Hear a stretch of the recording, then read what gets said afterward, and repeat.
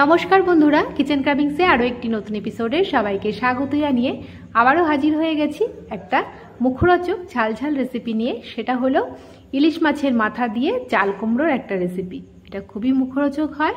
এটা মা ঠাকুমার আমল থেকে বহাল তবিয়াতে চলে আসছে, আজও এটা রাজ করে আসছে রান্নাঘরে, প্রতিটি রান্নাঘরে।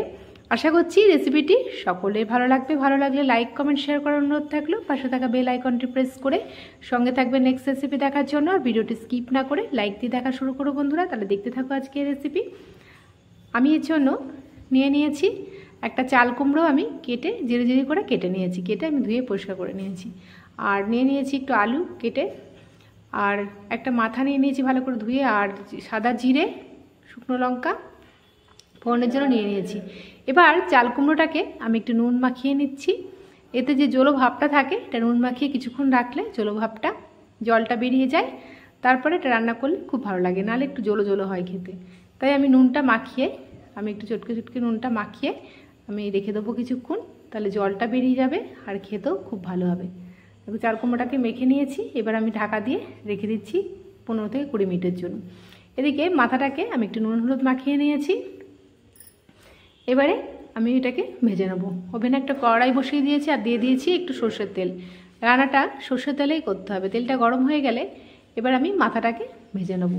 মাথাটাকে নুন হলুদ মাখিয়ে নিয়েছি, মাথাটাকে ভেজে নিচ্ছি। মাথাটা একদম লাল লাল করে ভেজে নিতে হবে, মচমচে করে। দেখো এক পিঠ ভাজা হয়ে গিয়েছে, উল্টো পিঠটাও আমি একইভাবে ভেজে নিচ্ছি। দেখো দু পিঠই ভাজা হয়ে গেছে। এবার আমি মাথাটাকে একটুখানি মধ্যে থেকে একটু কাট লাগিয়ে দিচ্ছি, যাতে পুরোটা ভেতরটাও খুব সুন্দরভাবে ভাজা হয়ে যায়, একটু কাঁচা কাঁচা না থাকে।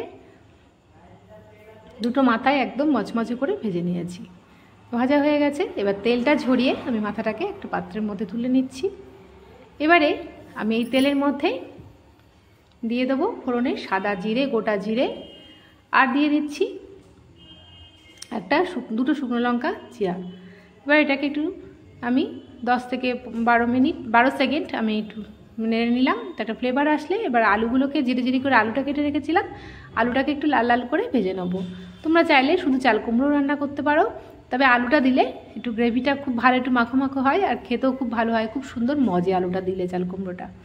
আর এটা খুবই সহজ রান্না, কোনো বাটার ঝামেলা নেই। এক ফোড়নেই রান্নাটা করে নেওয়া যায়। দিয়ে দিচ্ছি একটু স্বাদ মতন লবণ, পরিমাণ মতন হলুদ গুঁড়ো। তারপরে আলুগুলোকে দেখো একটু লাল লাল করে ভেজে নিয়েছি। আলুটা একটু সেদ্ধ হয়ে গেলেই আমি এবার একটু নেড়ে চেড়ে নেবো আর দিয়ে দেবো এবার চাল কুমড়োগুলো। চাল কুমড়োর জলটা পুরো ঝরে গেছে আর চাল কুমড়োটা মজে গেছে একদম। এবার আমি চাল কুমড়োটাকে আলুর সঙ্গে কষিয়ে নেবো, আমি সুন্দর করে কষিয়ে নেবো। পুরো জল ঝরে গেছে। এইভাবে রান্না করলে একটু জলো জলো ভাব লাগে না। আলুটা দিলে খুব সুন্দর, একদম খুব মজে, খুব সুন্দর আলু আর চাল কুমড়োটা একসঙ্গে রান্না করলে। এবার আমি মিনিট 5 আমি নেড়ে নেব আর দিয়ে দিচ্ছি আর একটু হলুদ, আর দিয়ে দেবো 1 চামচ জিরের গুঁড়ো, আর দিয়ে দেবো এর মধ্যে একটু ধনের গুঁড়ো 1 চামচ। ছোটো চামচ তো, তাই আমি দুবার করে দিচ্ছি। এটা চা চামচের 1 চামচ হয়। আর দিয়ে দিচ্ছি একটু লঙ্কার গুঁড়ো। এবার আমি ভালো করে নেড়ে চেড়ে নিচ্ছি, খুব ভালো করে এটা নেড়ে চেড়ে নিতে হবে। তোমরা চাইলে এখানে আদা কাঁচা লঙ্কা বাটা দিতে পারো। আমি একদম প্লেন রান্না করেছি, কোনো বাটাবুটির ঝামেলা করিনি। একদম এক ফোড়নেই রান্নাটা আমি সেরে নিয়েছি। আর দিয়ে দিচ্ছি চেরা কাঁচা লঙ্কা 3-4টে। তারপরে ভালো করে নেড়ে চেড়ে আমি এটাকে মজিয়ে নেবো। আর এবার দিয়ে দিচ্ছি মাছের মাথাগুলোকে দিয়ে আমি খুব সুন্দর করে নেড়ে চেড়ে নিচ্ছি। দুটো মাথায় আমি দিয়ে দিলাম। এবার মাথাটাকে এর সঙ্গে একদম পুরোপুরি মিশিয়ে দিতে হবে। তো খেতে দুর্দান্ত লাগে, স্মেলটা খুব সুন্দর আসে। ইলিশ মাছের মাথা দিয়ে চাল কুমড়ো রান্না করলে দারুণ লাগে খেতে।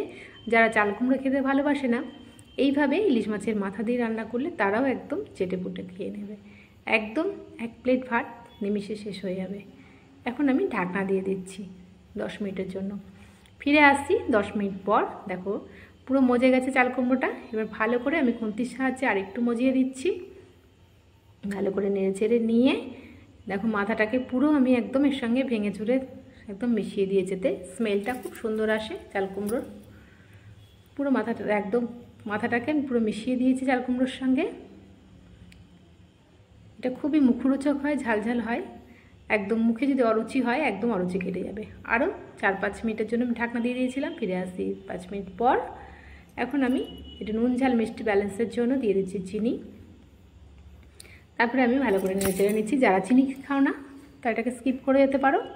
দেখো চিনিটাকেও আমি মিশিয়ে দিলাম, এর সঙ্গে পুরো মেল্ট করে দিচ্ছি চিনিটা।